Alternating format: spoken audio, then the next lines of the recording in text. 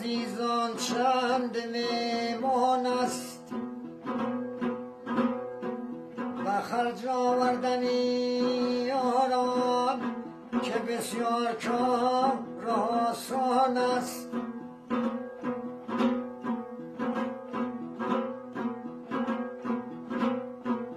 و خرج آوردنی یاران که بسیار کار آسان است. بیایید ها به گرمی را که میمان دست میشوید و دوشی هم رمی بارد که در دریای ها مانست.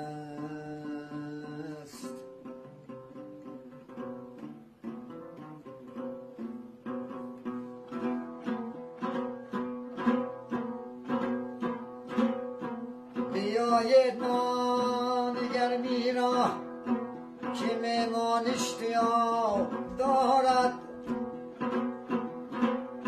که آتش نیست در تندور گندم در بدخشان است.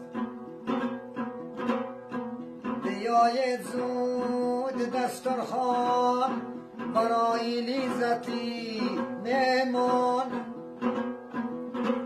که تارش بود نارشته و پشتی میش ترکان است.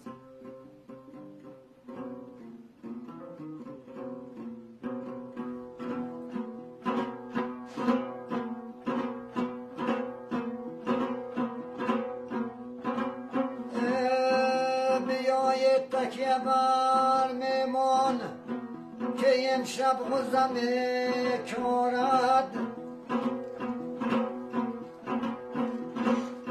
که رسنده در هندستان و بافنده به ملتان است.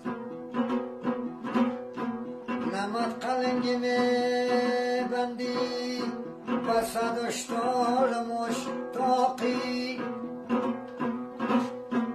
هیا بابا خریداری که در بازار لقمان است.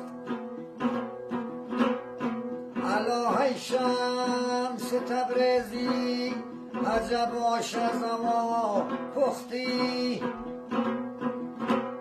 الهی شمس تبریزی